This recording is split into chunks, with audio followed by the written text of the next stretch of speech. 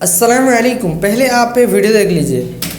بسم اللہ الرحمن الرحیم. میرے بھائیو آپ ویڈیو میں دیکھ سکتے ہیں ایک پیر صاحب ہے, چھوٹا پیر صاحب, یعنی اس کا قد چھوٹا ہے اور اس پر اتنا تمیز نہیں ہے اس کے پاس کہ وہ سلوار بھی پہنا نہیں ہے, اور لوگ اسے پیر مانتے ہیں, مشکل کشا مانتے ہیں.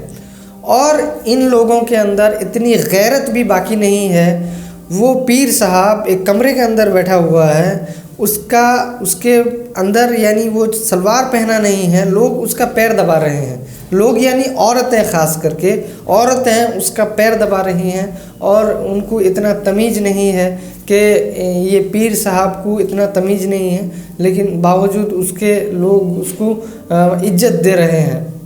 تو میرے بھائیو, کیا واقعی میں اللہ کے ولی ہوتے ہیں؟ ان کو چیک کرنے کا کوئی طریقہ ہے؟ وہ آج ہمیں بتائیں گے انجینئر محمد علی مرزا صاحب. آپ ویڈیو کمپلیٹ اینڈ تک ضرور دیکھیے تاکہ آپ کو پوری بات سمجھ میں آئے. بنا کسی تاخیر کے اللہ کا نام لے کے شروع کرتے ہیں. علی بھائی, اگلا سوال ہے, کسی ولی اللہ کی ولایت کو چیک کرنے کا طریقہ کیا ہے؟ اس حوالے سے کوئی فارمولہ ہے تو وہ بھی بتا دیں. عموماً کہا جاتا ہے کہ اولیاء اللہ کو نہ تو کوئی خوف ہوتا ہے اور نہ ہی غم. اگر ایسا ہی ہے تو دھماکے کی آواز سے بڑے بڑے علماء اور صلحاء بھی ڈر کر کیوں چونک جاتے ہیں؟ یہ تو انہیں سے پوچھے نا کہ ایک سپیکر کی آواز پھٹتی ہے تو اولیاء اللہ بھی ایسے ہو جاتے ہیں, لا خوف علیہم ولا هم یحزنون. فارمولہ بڑا آسان فارمولہ ہے. اگر آپ بریلوی ہیں تو بریلویوں کے بزرگ اولیاء اللہ ہیں, اور دیوبندیوں کے بزرگ جو ہیں وہ گستاخ رسول ہیں. اور اگر آپ دیوبندی ہیں تو دیوبندیوں کے بزرگ اولیاء اللہ ہیں, اور بریلویوں کے بزرگ جو ہیں وہ مشرک ہیں. اگر آپ اہل حدیث ہیں تو بریلوی دیوبندیوں اور شیعہ کے ساروں کے بزرگ جو ہیں وہ گمراہ ہیں, اور آپ کے بزرگ اولیاء اللہ ہیں. اور اگر آپ شیعہ ہیں تو باقی سارے فرق جو ہیں وہ فٹے منہ ہیں, بس وہی منہ ہیں. یہ تو فارمولہ ہے. فارمولہ تو پھر اسی طریقے سے ہے. آج کل یہ اولیاء اللہ اور بزرگوں کی عصمتوں اور عزتوں کے جو رونے رو رہے ہیں نا, یہ آپ کو دھوکہ دے رہے ہیں. ہمارے بارے میں بھی کہہ رہے ہوتے ہیں بزرگوں کے بارے میں بولتا ہے نا, میں بزرگوں کے بارے میں تو بولتا ہی نہیں ہوں, اور نہ ان کو درد ہے بولنے کا. یہ اصل میں کہہ رہے ہوتے ہیں ہمارے بزرگوں کے خلاف بولتا ہے. دوسروں بزرگوں کے نام تو یہ کس طرح بگاڑ کے لیتے ہیں.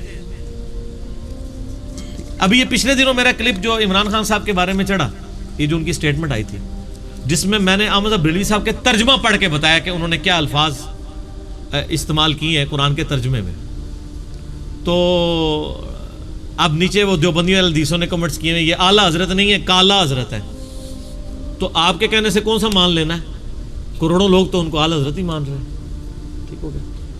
اشرف تھانوی صاحب کو اگر کروڑوں لوگ حکیم الامت مانتے ہیں تو ان سے زیادہ کروڑوں لوگ ان کو کہتے ہیں مریض الامت ہے. تو آپ کے ماننے نہ ماننے سے کیا فرق پڑے گا؟ تو یہ اولیاء اللہ اور بزرگوں کا رونا جو ہے نا, یہ رونا چھوڑ دیں, بلکہ آپ قرآن و سنت کی طرف آئیں. قرآن و سنت میں میرے بھائی کوئی فارمولہ نہیں ہے کہ دنیا میں آپ کسی کی ولایت کو نبی صلی اللہ علیہ وآلہ وسلم کے جانے کے بعد جج کر سکیں. آپ مجھے بتائیں, نبی علیہ السلام کی مبارک زندگی میں بھی سورہ التوبہ میں آتا ہے کہ اے نبی, آیت نمبر 100, 101 and 102, اے نبی علیہ السلام آپ کے اصحاب کے بارے میں یعنی ذکر ہوتا ہے کہ 3 گروہ ہیں. فرمایا سابقون الاولون من المہاجرین والانصار, سبقت لے گئے مہاجرین انصار جو سب سے آگے چلے گئے.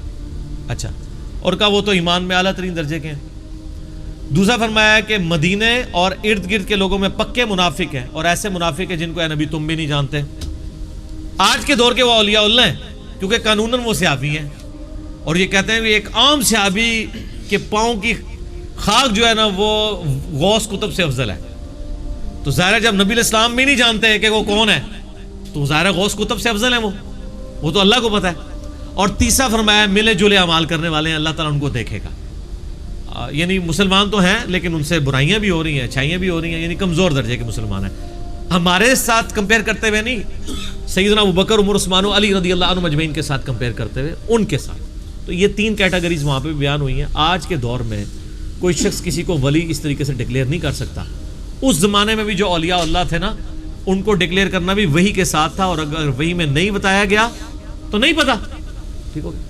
یہ ریکارڈنگ ہو رہی ہے, آپ نے اگر کوشچن کرنا ہے کاؤنٹر لکھ کے دے دیجیے گا, کوئی مسئلہ نہیں. بعد میں آج کی ڈیٹ کے اندر کوئی شخص کسی کے بارے میں ولی ہونے کا سرٹیفکیٹ نہیں دے سکتا. صرف حسن ظن ضرور ہم رکھ سکتے ہیں, یعنی میرا حسن ظن ہے کہ امام بخاری، امام مسلم اور باقی ائمہ جو ہیں یہ اولیاء اللہ میں سے ہیں، لیکن سرٹیفکیٹ نہیں، ہمارا صرف حسن ظن ہے، ہم ڈکلیئر نہیں کسی کو کر سکتے۔ نبی علیہ السلام کے مبارک زمانے میں نہیں تھا ایسا۔ بخاری اور مسلم دونوں میں حدیث ہے، نبی علیہ السلام کا ایک غلام تھا مدعم، جو آپ صلی اللہ علیہ وسلم کو سفر و حضر میں آپ کے اونٹ کا کجاوا کسا کرتا تھا، وضو کروایا کرتا تھا۔ جب مر گیا تو صحابہ نے کہا یہ تو سیدھا جنتی ہے۔ آپ فرمایا تم جنت کی بشارت دے رہے ہو، حالانکہ مجھے اللہ نے دکھایا کہ اس نے مال غنیمت کی ایک چادر چوری کی تھی جو آگ کی بنا کے اس کے اوپر ڈال دی گئی ہے۔ تو صحابہ کرام گھروں کو دوڑے، اگر کسی نے ایک رسی کا ٹکڑا بھی اٹھایا ہوا تھا نا، یہ نہیں کہ یہ خیر ہے یہ لے جاؤ، وہ واپس جمع کروا دیا۔ نبی علیہ السلام کو وضو کروانے والا، آپ کی سواری کا کجاوا کسنے والا، اس کی نسبت کام نہیں آئی ہے، اللہ تعالیٰ نے اس کو آگ کی چادر بنا دی ہے، وہ چادر۔ تو آپ اور میں تو اس کو اولیاء اللہ ہی سمجھتے ہیں نا، ٹھیک ہے نا؟ تو یہ اتنا آسان معاملے نہیں ہے جتنے لوگ سمجھ رہے ہوتے ہیں۔ اذان عصر شروع ہو گئی ہے، اذان عصر کے وقفے کے بعد انشاءاللہ بقیہ گفتگو ہم لے کے چلتے ہیں۔ بسم اللہ والصلاة والسلام علی رسول اللہ وعلی آلہ واصحابہ اجمعین الی یوم الدین۔ الحمدللہ آج 23 جون 2019 کو سنڈے کے دن علمی و تحقیقی مجلس نمبر 69 میں ہم اپنی گفتگو کو وہیں سے سٹارٹ کرتے ہیں جہاں پہ ہم نے اذان عصر کے وقفے میں اس گفتگو کو چھوڑا تھا۔ اولیاء اللہ کے یعنی کرائٹیریا کیا ہے اس کے حوالے سے میں نے بتایا کہ جب صحابہ کرام علیہم رضوان میں یہ حالت تھی تو بعد کے لوگ کس طرح امیجن کر سکتے ہیں۔ صحیح بخاری میں حدیث ہے، ام العلا کہتی ہیں کہ عثمان بن مظعون رضی اللہ تعالیٰ عنہ ایک بوڑھے صحابی تھے، بیمار ہو گئے تو میں ان کی خدمت کرتی تھی، جب فوت ہو گئے تو میں نے کہا کہ اے عثمان اللہ کے ہاں تو تیرے لیے جنت ہے۔ تو نبی علیہ السلام پاس کھڑے تھے تو آپ نے فرمایا تجھے کس نے کہہ دیا؟ ہائے ہائے ہائے ہائے۔ آپ فرمایا حالانکہ میں اللہ کا رسول ہوں، مجھے نہیں پتا میرے ساتھ کیا ہونا ہے۔ یہ بخاری کے الفاظ ہیں۔ تو ام العلا کہتی ہے اس دن کے بعد میں نے تہیہ کر لیا کہ میں کبھی کسی کے بارے میں نہیں کہوں گی کہ یہ جنتی ہے۔ تسی بے شک کہنے رہو جناب وہ فلانے دے مزار تے بڑا رش ہے، فلانے دے جناب اے ہے بابا گرو نانک کے بھی مزار پہ رش ہے، تو کیا مان لیں گے ان کی بزرگی کو؟ مزاروں کے رش سے کیا ہوتا ہے؟ میں آپ کو گارنٹی سے کہتا ہوں جناب، آپ یہاں پہ ویسے فرضی قبر بنا کے نا وہاں پہ 100-150 بندہ چھوڑ دینا کرائے کے اوپر کچھ دنوں کے لیے، بس پھر وہاں سے چین ریئیکشن شروع ہو جائے گا، نہ رکنے والا۔ یہاں کیا سلسلہ چل رہا ہے؟ اسی طریقے سے چل رہا ہے۔ یہ کوئی گارنٹی نہیں ہے مزار کے اوپر رش ہونا۔ آپ ذرا چلے جائیں گنگا کے اوپر 30 کروڑ ہندو ہر سال لاتے ہیں، تو گنگا کو بزرگی والا زمزم تو اتنے لوگ نہیں پی رہے ہوتے جتنے گنگا پہ جا کے لوگ نہا رہے ہوتے ہیں۔ تو اس طرح بزرگی نہیں ہو جاتی ہیں، یعنی علمی دلائل کے ساتھ چلنا چاہیے۔ اولیاء اللہ کی نشانیاں، یعنی اولیاء اللہ بننے کے لیے آپ کو کیا کرنے کی ضرورت ہے، وہ تو ضرور آپ کہہ سکتے ہیں کہ ہمیں قرآن و سنت نے ایسی تعلیمات دی ہیں۔ سورۃ الفرقان میں آخر میں جا کے 12 آیات جو آتی ہیں نا، اس میں نے مسئلہ 120 ریکارڈ کروایا تھا، اللہ کے ولیوں کی 12 نشانیاں، ٹھیک ہے؟ وعباد الرحمن الذین یمشون علی الارض ہونا، وہ والی آیات، اس میں 12 نشانیاں ہیں کہ ایک اللہ کے نیک بندے کو کیسا ہونا چاہیے۔ تو وہ آپ ظاہر پورا 1 گھنٹہ لگ جائے گا وہ آپ دیکھیں، لیکن یہ کرائٹیریا ہے صرف اس کی طرف تگ و دو کرنے کا، باقی اس کو ڈیفائن کرنا کہ کون ولی بن گیا کون نہیں بنا وہی کے بغیر ممکن نہیں ہے۔ نبی علیہ السلام کی خود بخاری مسلم میں حدیث ہے، بعض اوقات تم میرے پاس مقدمہ لے کے آتے ہو، تم میں سے کوئی زیادہ چرب زبان ہوتا ہے تو میں دلائل کی روشنی میں اس کے حق میں فیصلہ کر دیتا ہوں، ٹھیک ہے، حالانکہ وہ نہ حق ہوتا ہے۔ تو دیکھو اگر میں نے بھی فیصلہ کر دیا تو تم اپنے گھر آگ کا ٹکڑا لے کر جا رہے ہوگے، اگرچہ میں نے تمہارے حق میں فیصلہ کیا، تم تو جانتے ہو کہ تم جھوٹے ہو۔ نبی علیہ السلام بھی ظاہری شواہد کے اوپر فیصلہ کرتے تھے۔ صحیح بخاری میں حضرت عمر فاروق رضی اللہ تعالیٰ عنہ کا قول کتاب الشہداء چیپٹر میں ہے کہ جب تک اللہ کے نبی ہم میں موجود تھے تو اللہ تعالیٰ ہمیں وحی کے ذریعے غیبی خبریں دے دیتا تھا، جب سے نبی علیہ السلام دنیا سے چلے گئے ہم لوگوں کے ظاہری اعمال کے اوپر فیصلہ کریں گے اور ان کے دل کا معاملہ اللہ کے اوپر چھوڑیں گے۔ اور یار اگر حضرت عمر کا علم غیب، حضرت عمر فاروق کی ولایت یہ ہے تو تمہارے بابے کس کھاتے کے اندر ہیں؟ اور اس میں تو میں اکثر ان کو ایک پھکی دیتا ہوں کہ یہ انہوں نے جو کرائٹیریا بنائے ہوئے ہیں جی، وہ بزرگ ہمارے دلوں کا حال جان لیتے ہیں، یہ کر لیتے ہیں۔ میں نے تو بڑا معصومانہ سوال کیا کہ دلوں کا حال تو بہت بڑی بات ہے، میں اپنی میکینیکل انجینئرنگ کا فارمولہ لکھ کے دیتا ہوں کسی بزرگ کو، وہ دیکھ کے پڑھ کے مجھے بتا دے، ہائے ہائے ہائے ہائے ہائے، دیکھ کے ابھی تو میں یہ پوچھوں گا نہیں کہ یہ اس کا مطلب کیا ہے. مطلب تو جس طرح قرآن کا ترجمہ نہیں ان کو آتا وہ بھی نہیں آتا ہوگا. صرف ریسائٹ کر دیں کہ یہ سائنس کون کون سے میں نے ڈالے ہیں. ہمارے تو ایک ایک فارمولے کے اندر 14-15 الفابیٹس آتے ہیں, کچھ لیٹن کے, کچھ گریک کے, کچھ ان کو تو پتہ ہی کچھ نہیں ہوگا. یہ تو ہم کہہ ہی نہیں رہے کہ میں بتائیں کہ یہ فارمولہ کس چیز کا ہے, وہ تو کبھی یہ سارے مل کے بھی نہیں بتا سکتے. صرف ریسائٹ کر دیں کہ کیا لکھا ہوا ہے. تو یہ سب کے سب ان لوگوں کی اس طریقے سے کہانیاں چل رہی ہوتی ہیں.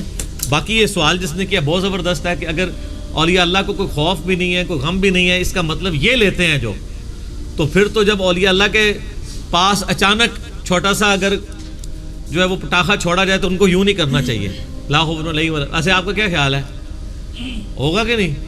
سارے ایسے کریں گے نا, کریں کیوں نہیں کریں گے, یہ انسانی جبلت ہے.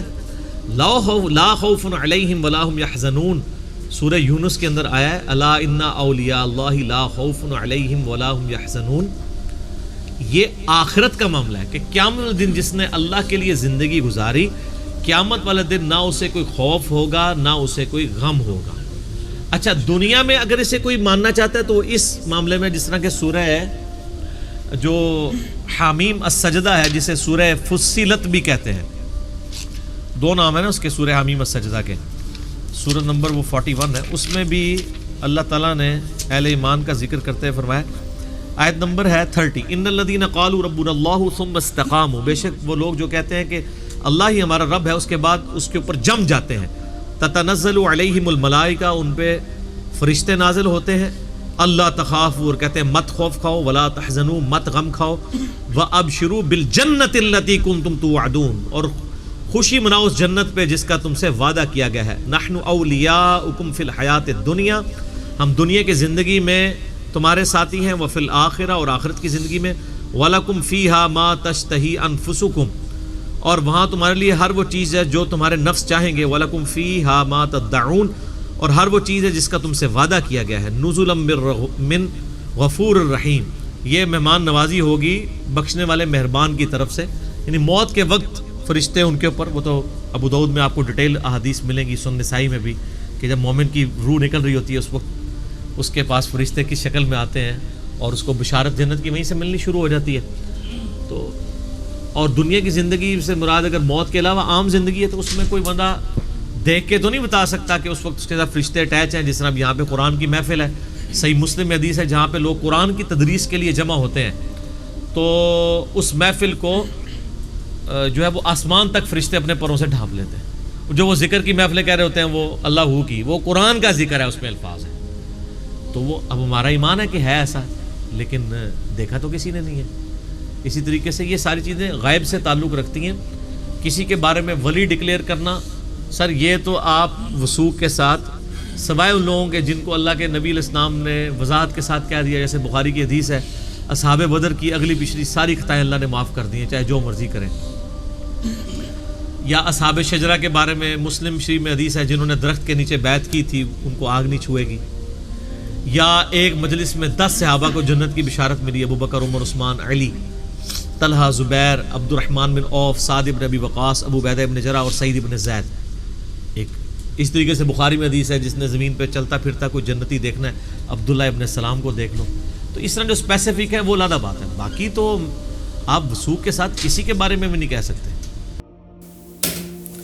تو میرے بھائی امید ہے کہ آپ کو یہ ویڈیو پسند آئی ہوگی اور بات سمجھ میں آئی ہوگی. اگر ویڈیو پسند آئی ہے تو لائک اور شیئر ضرور کیجیے, ہمیں سپورٹ کرنے کے لیے سبسکرائب ضرور کیجیے.